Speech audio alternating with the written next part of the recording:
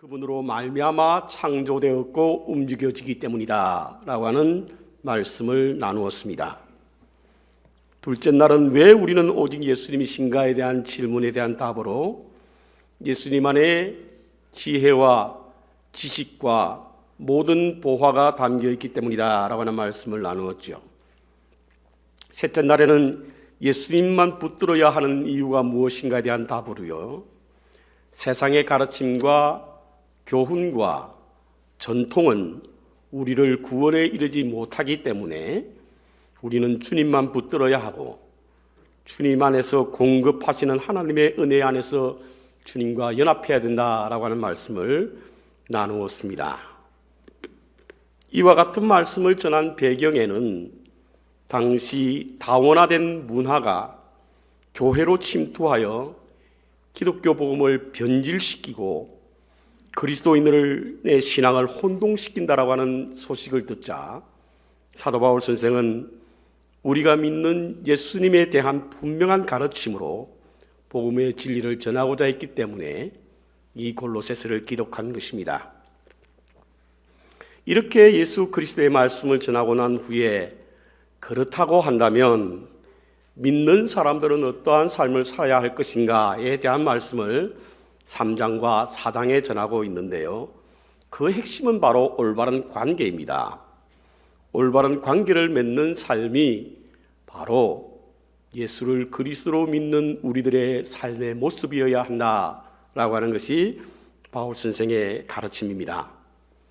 하나님은 인간을 독립적으로 단절된 채 존재하는 피조물로 만들지 않으셨습니다. 서로 사랑의 관계, 그 관계를 가지고 나누며 살기를 위해서 우리를 창조하셨고 창조하신 후에 그렇게 살기를 바라셨습니다.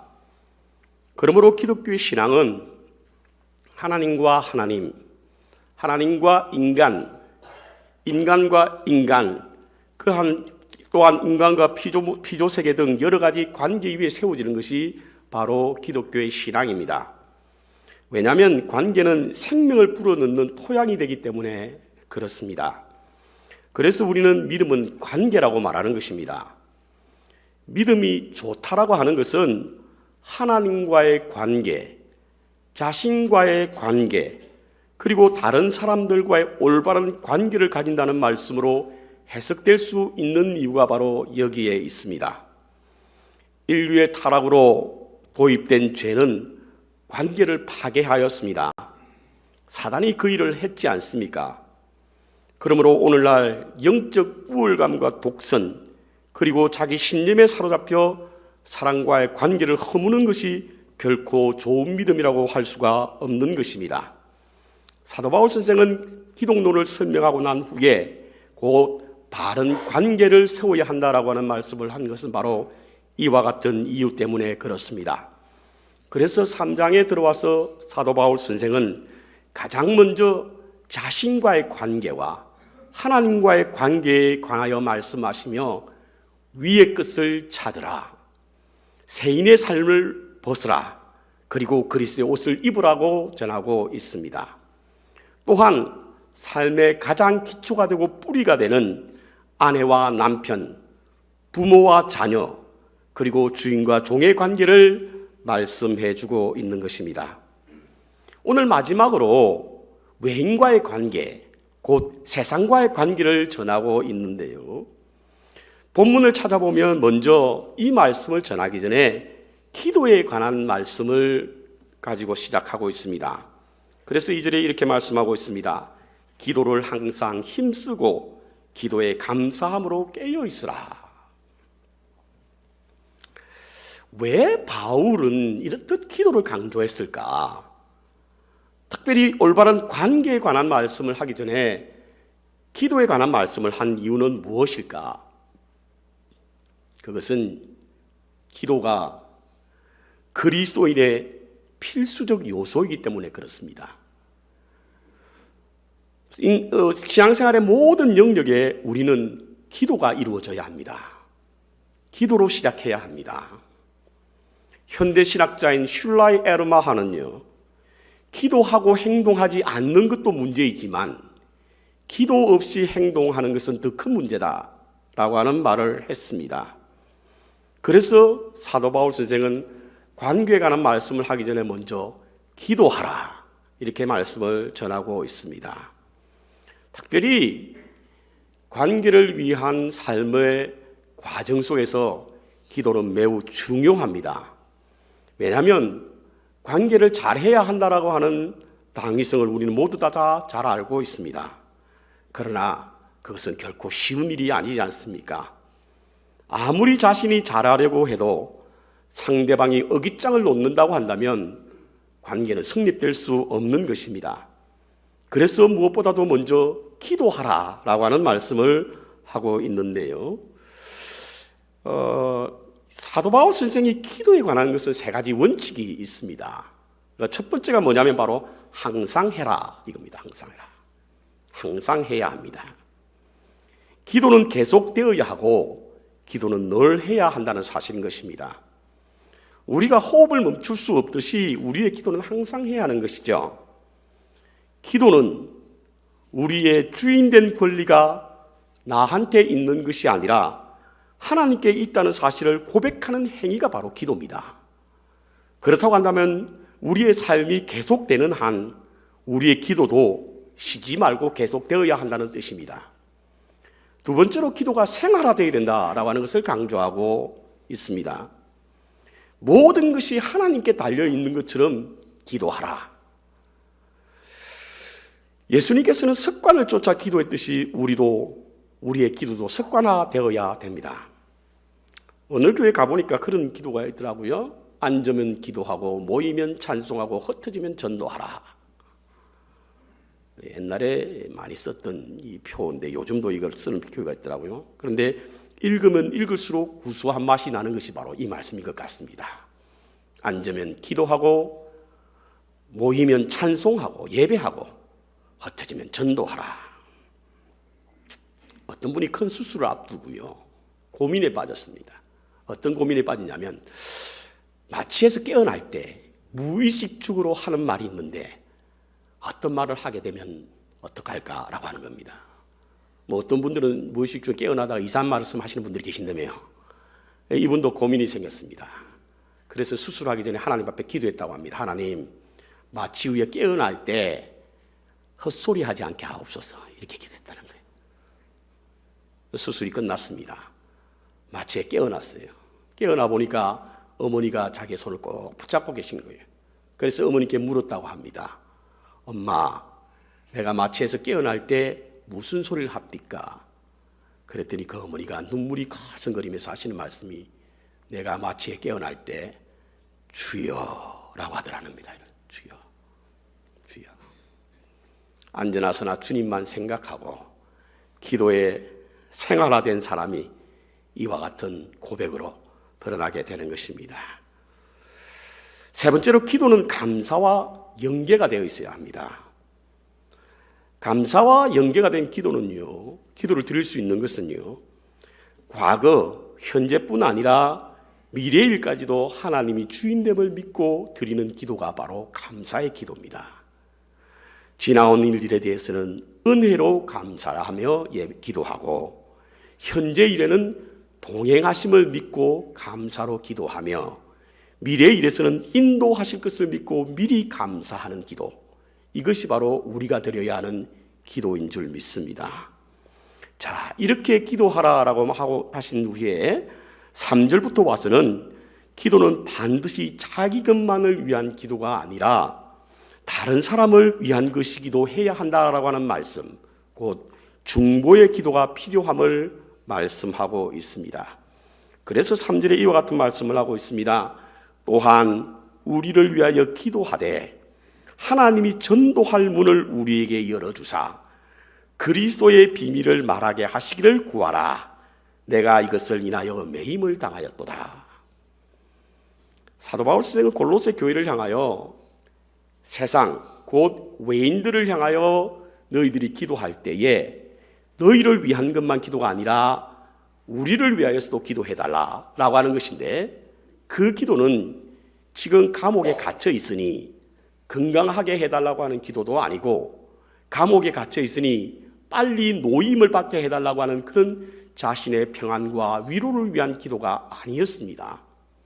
그가 구했던 기도는 그가 매일의 삶을 통해서 그의 마음을 사로잡았던 것이 무엇이냐면 복음의 말씀을 전하기 위하여 기도해달라는 것이었습니다. 믿지 않는 자들을 향하여 전도할 문을 열어달라, 그것을 위하여 기도해달라라고 하는 것입니다. 그리고는 그리스도의 비밀을 말하게 해달라고 하는 기도를 했는데요, 사도 바울 선생이 가졌던 그리스도의 비밀이 얼마나 놀라운지, 얼마나 전하고 싶었던지, 그는 자신을 위한 기도도, 그리고 자신의 평안과 미래를 위한 기도도 아니라 그리스도의 비밀을 말할 수 있는 그런 기도를 해달라라고 하는 그런 기도를 요청하고 있습니다. 자, 이렇게 기도에 관한 말씀을 하시고 난 후에요, 5절과 6절에 외인 혹은 세상을 향하여 너희는 이렇게 하라라고 하는 말씀에 권면을 하고 있습니다. 성경에는요, 세상을 사랑하라는 말과 세상을 미워하라고 하는 정반대되는 말씀이 있음을 우리는 발견할 수 있습니다. 예를 들어서 요한복음 3장 16절에는 하나님이 세상을 이처럼 사랑하사라고 하는 말씀이 있는가 하면, 같은 저자가 쓴 것으로 알려진 요한 1서 2장 15절에는 이 세상이나 세상에 있는 것들을 사랑하지 말라 이렇게 말씀하고 있습니다. 하나님이 세상을 얼마나 사랑하셨는지, 그 사랑이 얼마나 큰지, 당신의 아들을 이 땅 위에 보내신 그 놀라운 사랑을 세상을 향하여 하셨는데, 또 다른 한편에는 세상을 사랑하지 말라라고 하는 말씀을 하고 있다는 거예요. 도대체 어떤 세상이라는 겁니다. 예수님께서 우리에게 말씀하신 사랑하라고 하는 그 세상과 사도 요한이 말하고 있는 세상을 미워하라는 세상은 무엇이 다른가? 어떤 차이가 있는가?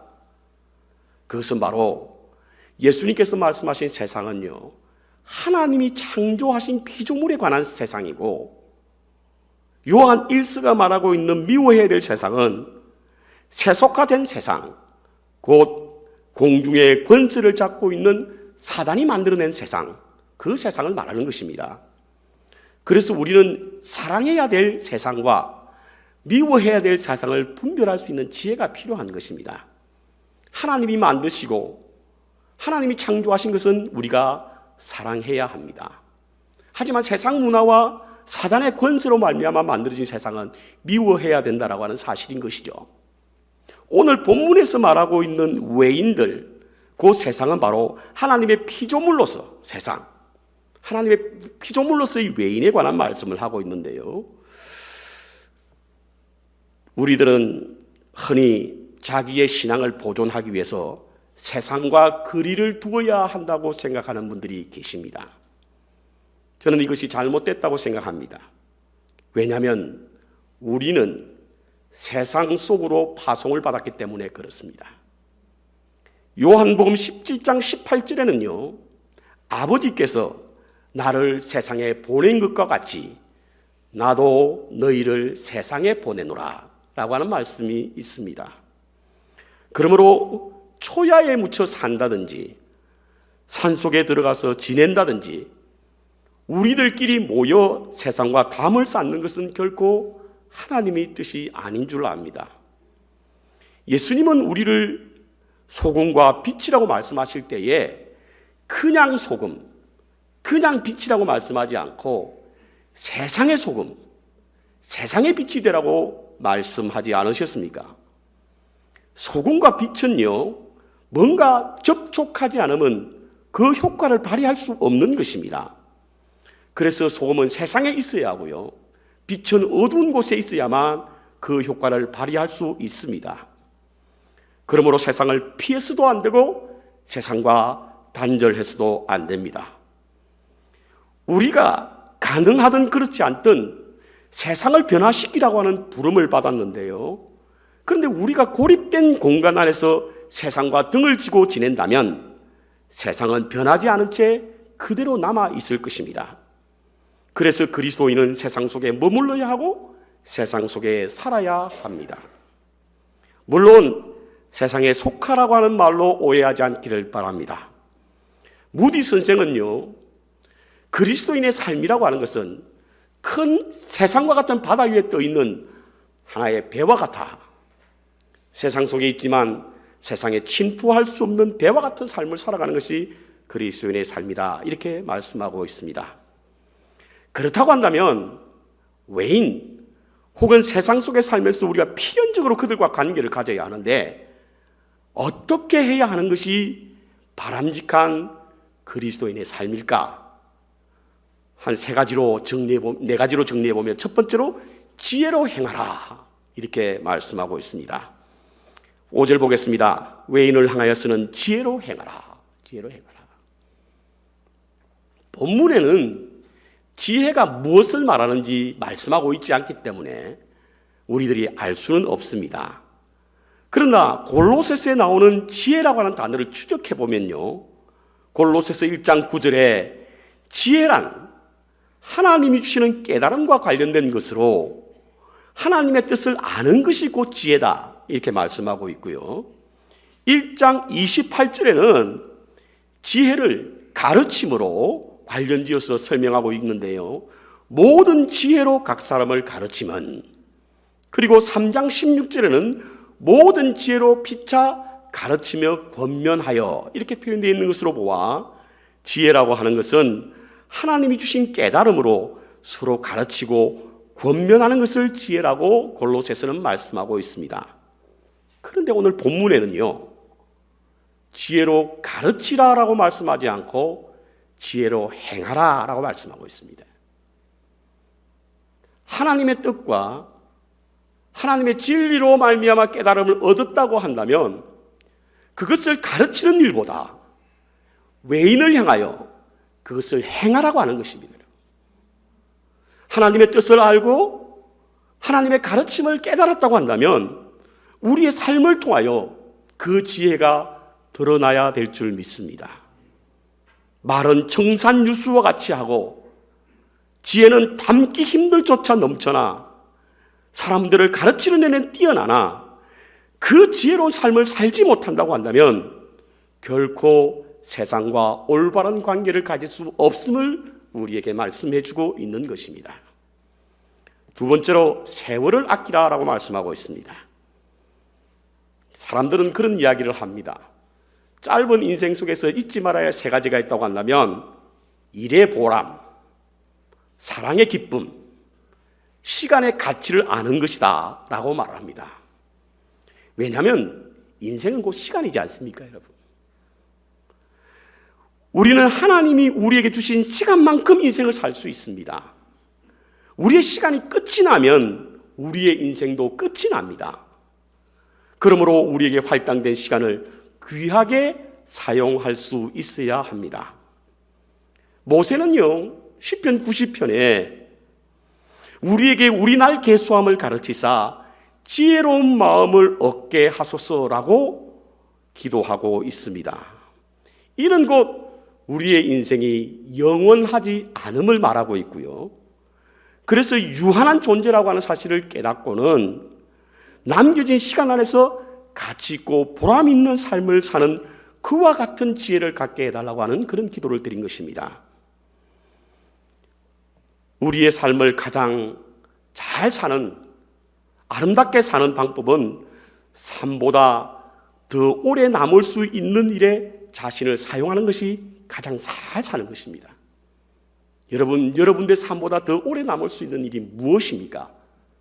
그것을 위해 사용하는 것이 바로 잘 사는 길입니다. 오늘 본문의 세월을 아끼라라고 하는 말씀은요, 원어에서 그대로 해석하게 되면 기회를 놓치지 말라라고 하는 의미의 뜻을 가지고 있습니다. 우리의 주어진 시간 안에는 기회가 참 많습니다. 하나님의 사랑과 이웃 사랑의 기회도 우리에게 있지요. 그 기회도 놓치지 말아야 합니다. 생명을 구할 수 있는 기회도 우리에게 끊임없이 다가옵니다. 그것도 놓치지 마시기를 바랍니다. 시간이라고 하는 것이 머물러 있는 것이 아니라 흘러가지 않습니까? 그래서 그 기회는 항상 오는 것이 아닙니다. 기회가 올 때 그것을 붙잡아야만 한다는 것입니다. 저는 지난주에 우리 대원들 5분과 함께 헤이티 단기 선교를 다녀왔습니다. 저는 단지 그 팀을 이끌 분 사역하시는 5분이 얼마나 열심히 사역했는지 모릅니다.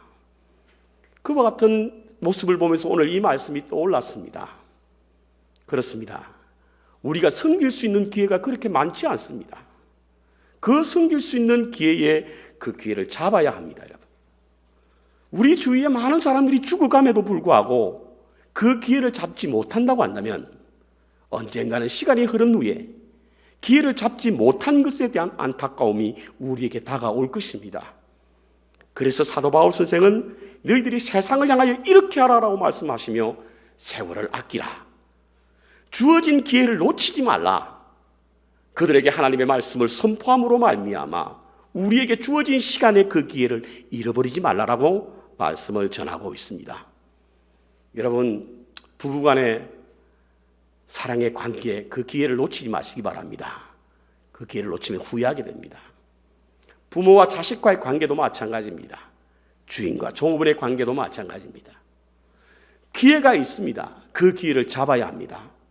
놓치면 후회하게 됩니다.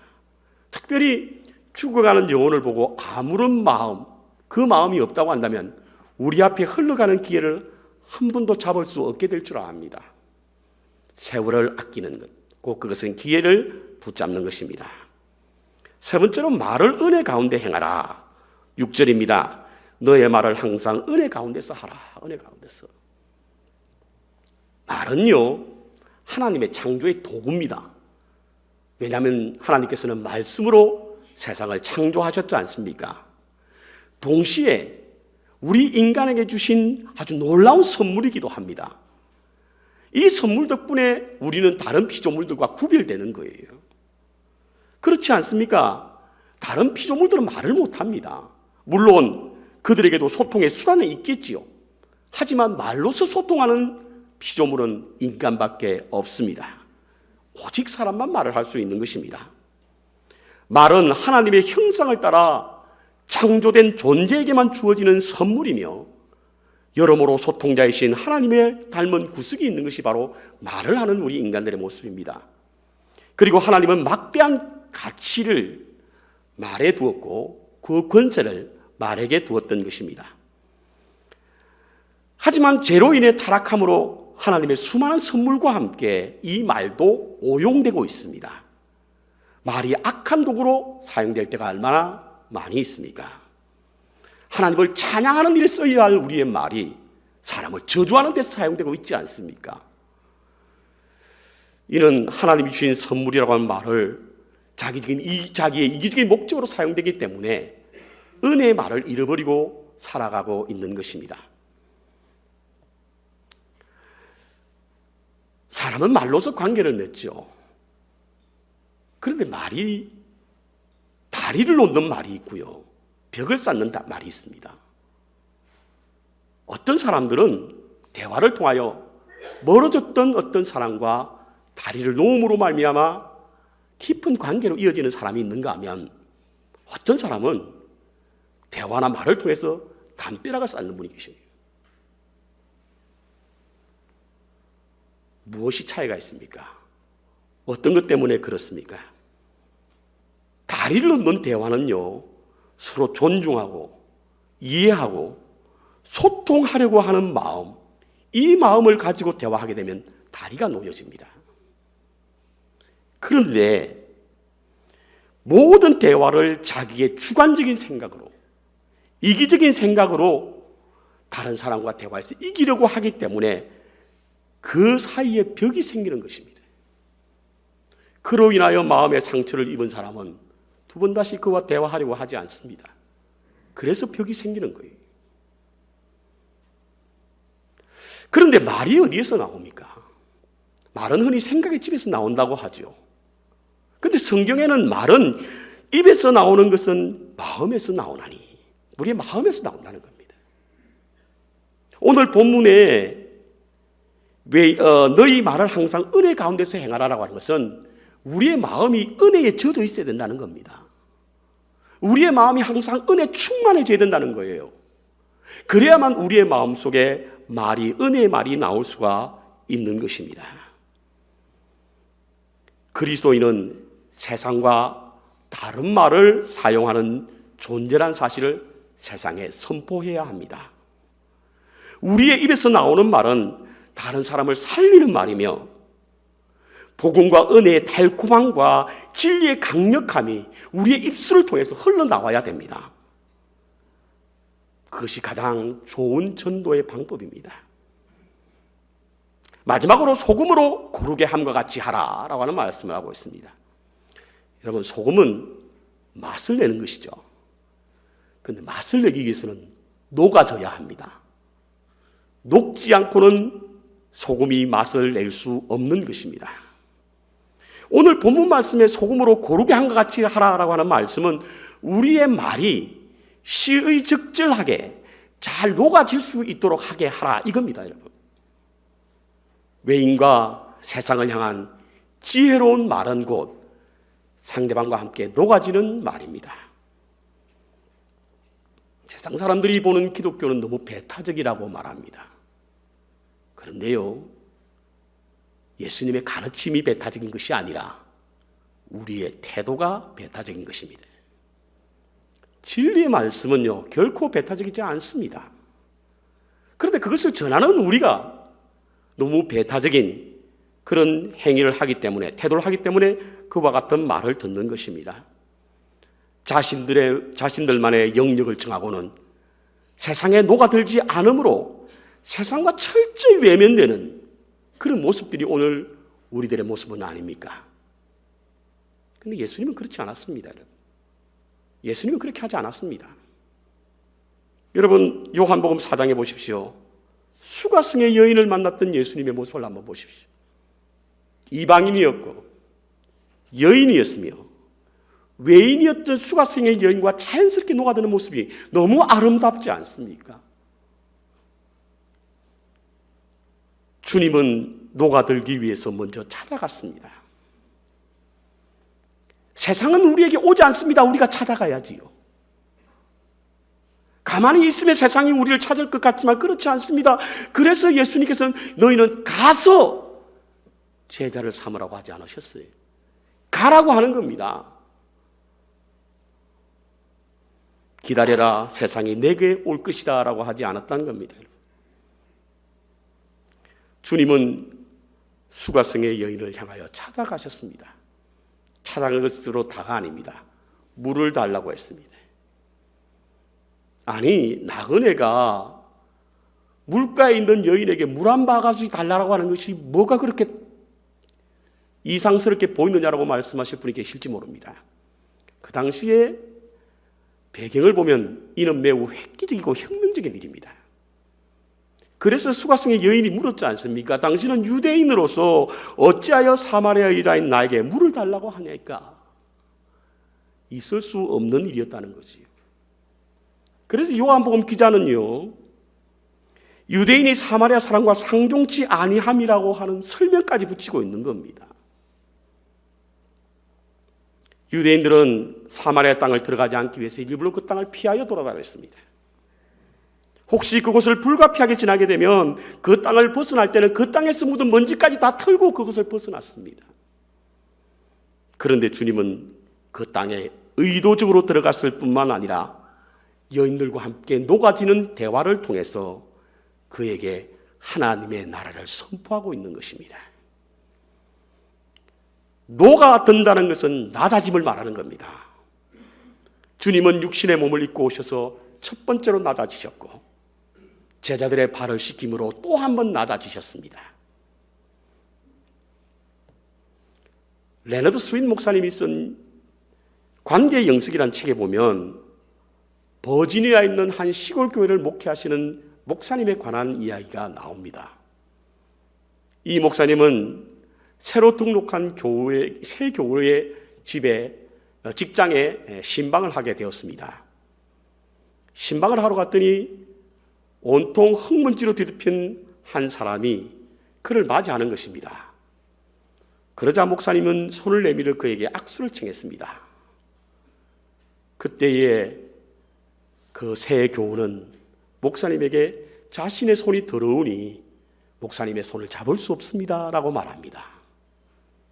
그때 목사님은 주저하지 않고 그 자리에서 무릎을 꿇고 몸을 굽혀 양손에 석탄 가루를 묻힌 후에 이러면 되겠습니까?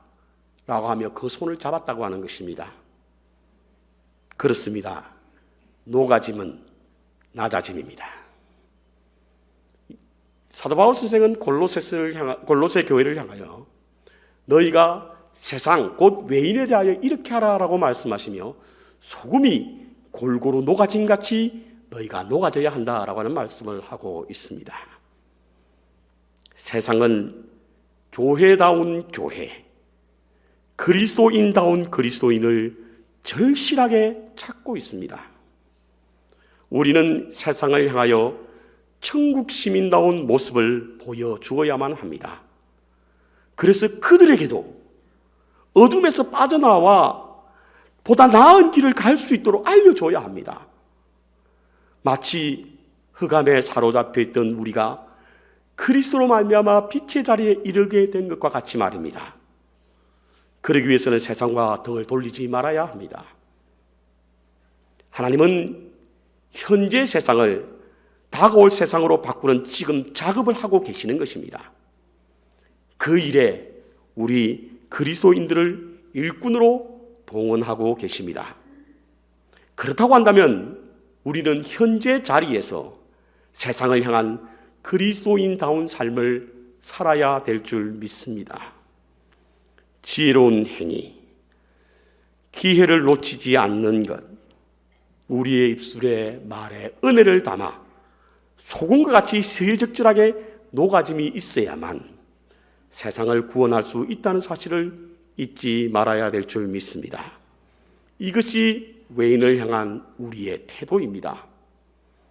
골로새서를 마치면서 만물의 머리 되시는 예수 그리스도를 주님으로 고백하는 신앙의 공동체인 교회와 성도는 만물의 창조자시요 구원자이신 예수님을 통하여 빛의 자녀로 세상에 하나님의 영광을 위하여 우리의 삶을 하나님의 도구로 드려야 될 줄 믿습니다.